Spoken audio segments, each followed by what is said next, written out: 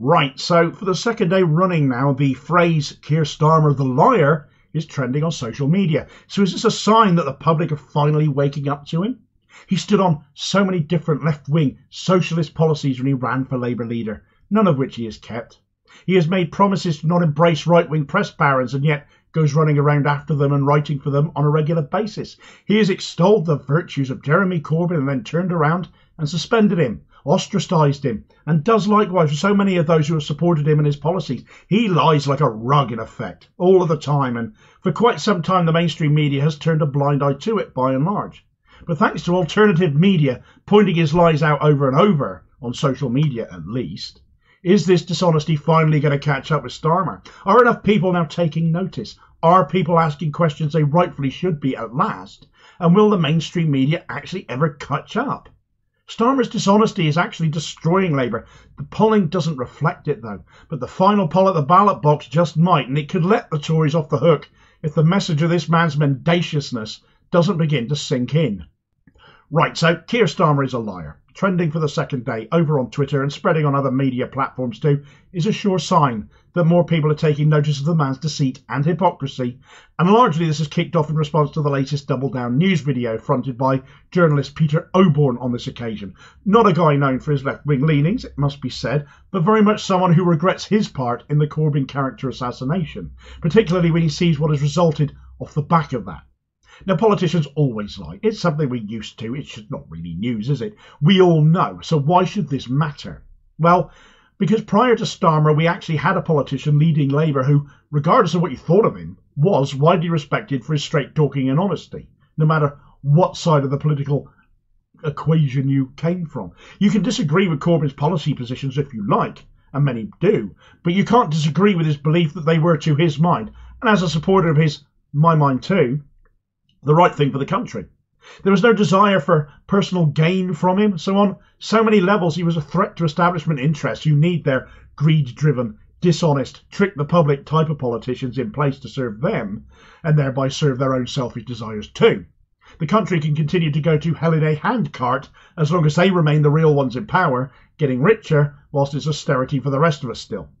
They have their politicians, they have their media, they hold all the cards, it would seem, with Corbyn ending up being a rare example of something outside of their control.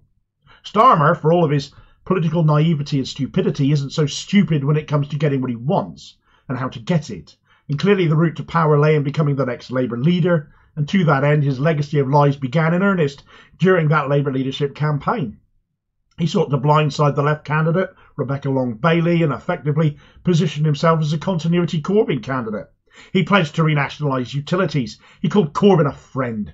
He defended him against the attacks on his character and the accusations of racism. He was Mr. Remain. Take us back into the EU. He wanted to make the moral case for immigration and freedom of movement. He was turning up on picket lines such as McDonald's workers with the BFAWU, the Bakers Union, campaigning for a £15 per hour minimum wage. He was praising ULEZ and calling clean air and climate change the issue of our time, and praised the campaigning of the likes of Extinction Rebellion. And then, of course, he became Labour leader off the back of that. And what did he do? Got rid of Corbyn as fast as he could. He was never his friend, he told Nick Ferrari famously on LBC. He's now going after Diane Abbott. He's already ditched other left MPs like Beth Winter and Mick Whitley. He tried and failed with others like Ian Byrne and Zara Sultana. He has completely reneged on renationalising energy, water, mail and rail, as well as everything else that featured in his list of 10 pledges, list of 10 lies, which were 10 complete porkers, as we came to find out. He's gone from wanting a second referendum with Remain on the ballot to being determined to make Brexit work. He's saying pretty much the same things as the Tories are now on migration, with a desire to stop the boats, and even referring to families of those coming here as terrorists. How moral of you, Keith.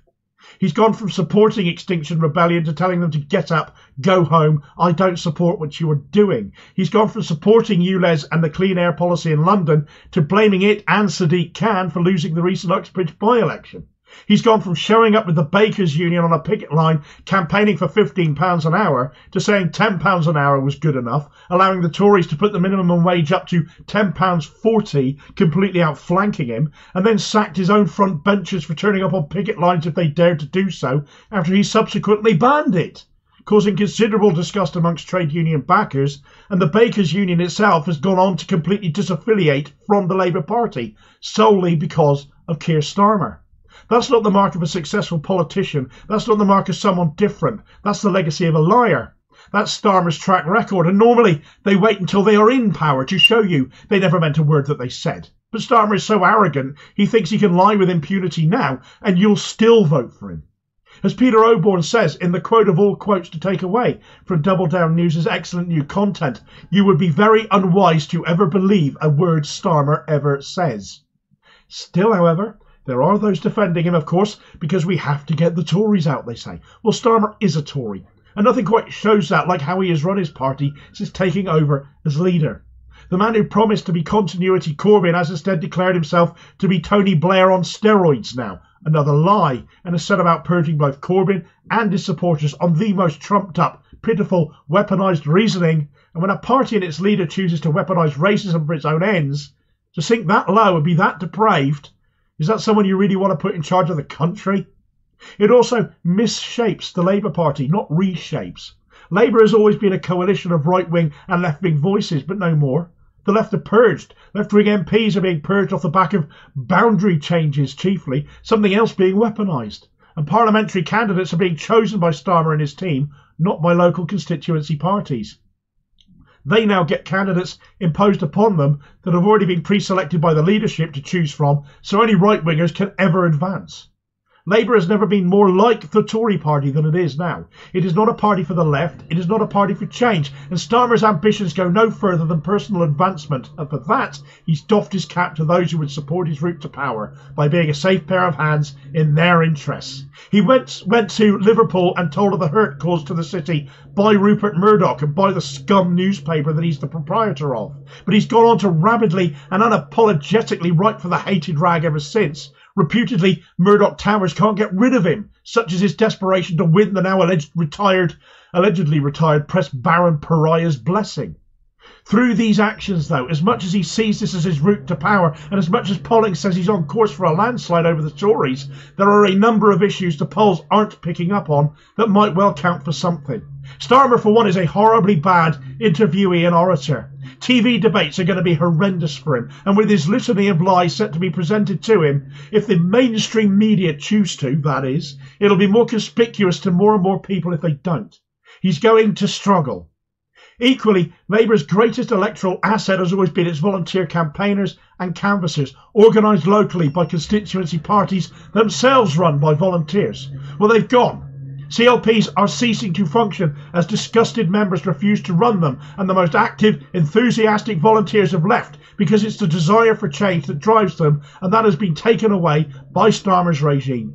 In London particularly, the local region has seized control of constituency parties for factional reasons, again using the excuse of boundary changes to do so in some cases, notably that of Diane Abbott's Hackney North. It means they can impose candidates more easily, but equally who is going to campaign for them now in the end?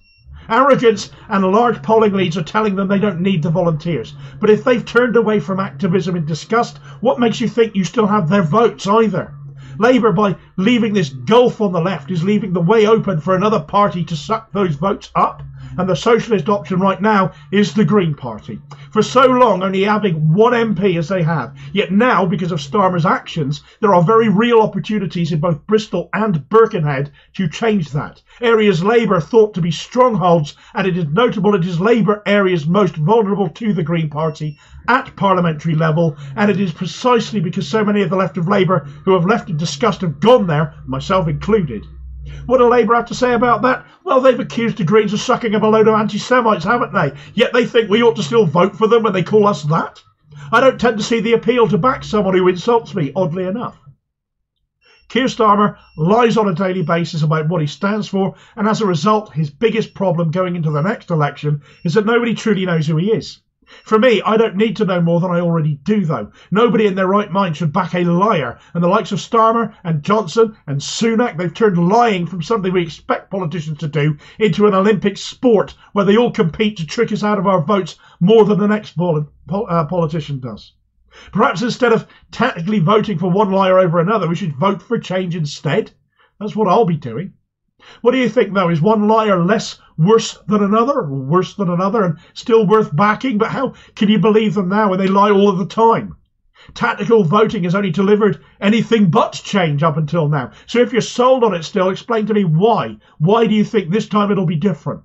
What are the lies has Starmer told that spring to your mind? I barely scratched the surface in this video myself, mainly because my voice is running out of steam. But do have your say on these things. Leave a comment and be part of the conversation. Thanks for watching. I hope you found the video useful. Please like, share and subscribe if you did. More content out daily. Meanwhile, here's a video recommendation where Keir Starmer has now lied to disabled people about sparing them from the ongoing misery of being persecuted on social security assessments that he promised to abolish, because there is no one he will not lie to in order to promote his own agenda. And I'll hopefully see you on the next vid. Cheers, folks.